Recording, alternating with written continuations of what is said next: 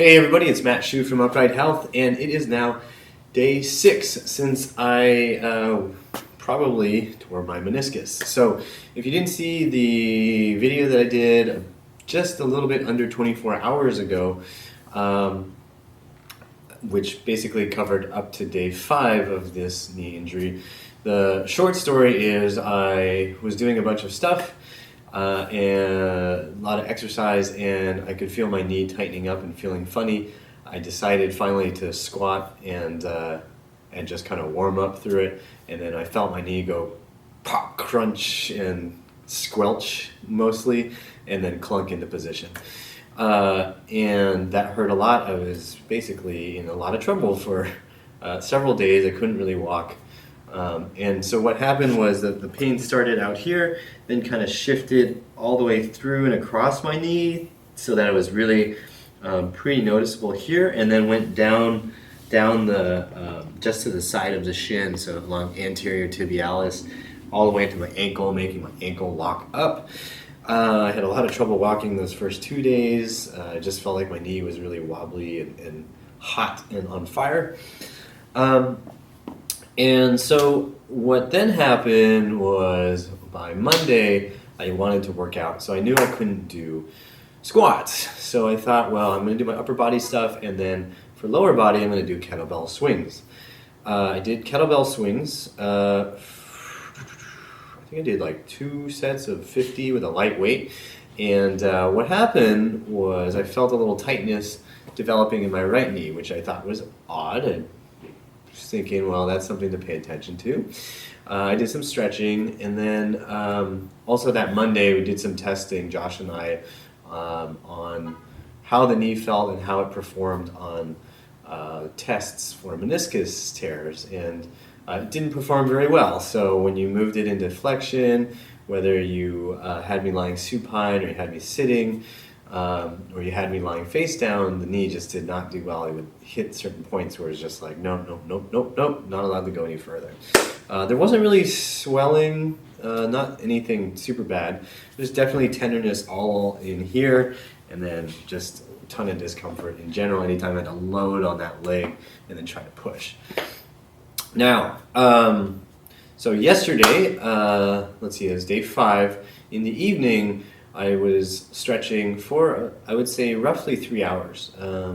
I watched at least 3 or 4 episodes of Sons of Anarchy on Netflix, and while doing so, I was using a strap to help pull the toes back, like I showed in that first video, pulling the toes back, and I was lying on my side, I was standing up, I was doing it from all these different positions to feel that lateral hamstring stretching. I did it actually on both sides because I noticed on Wednesday, which was day 4, I did another set of kettlebell swings, and this knee really started to feel just as tight and unstable as this one was before I injured it on Saturday. So I was thinking, well, I'm not squatting, so it's probably not the quads that started this problem on my left side. I'm doing kettlebell swings, which means it's very likely my hamstrings that are making this knee feel just like that one. And it was probably the hamstrings that started this problem because, again, lateral hamstrings, biceps femoris, attach up here at the top of the lower leg, and then they help cause rotation of the tibia laterally. So I thought, okay, I'm going to do both sides, going to stretch both sides, and try to prevent this knee from doing what this knee did. So many hours of stretching on my hamstrings. I woke up this morning, wanted to test things. Now you can see down I go, up I go, down I go, up I go. There's a little bit of like crackling going on in there, I think because I've been standing and sitting already this morning quite a bit and haven't really stretched much at all this morning. But if you remember from the first video, I could get to about here, and that's where I really started to feel some problems. Now when I come down, you can actually see I can get all the way down here, and it's no big deal. There's little bits of I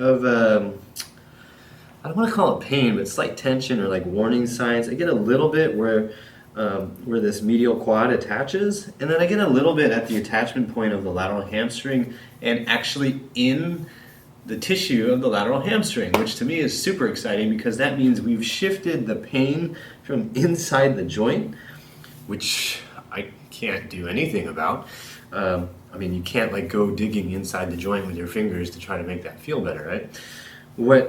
What's shifted now is it's out of the joint and it's now into some soft tissue.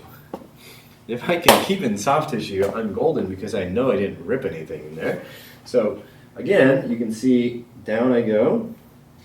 Okay, there's and then it's gone. So, and up. So right now, for me, it feels like I have some programming issues, like my body is still trying to be a little bit protective. Actually, that doesn't hurt. I expected it to. It doesn't hurt. Doesn't hurt. Doesn't hurt. Doesn't hurt. Doesn't hurt. So it's actually right now feeling like there's still a little tightness here, but in general, it's definitely moving in the right direction. So something to think about. I don't know how applicable this will be for everybody, but definitely some food for thought. This lateral hamstring guy, it took a lot of stretching to make it start feeling better, and it's something that I know that I was neglecting in my own stretching regimen and programming. So definitely something to think about. You want to make sure you're still hitting the hamstrings when you're working out hard, so this kind of thing doesn't happen to you. So think about that, keep that in mind, and please remember that pain sucks. Life shouldn't.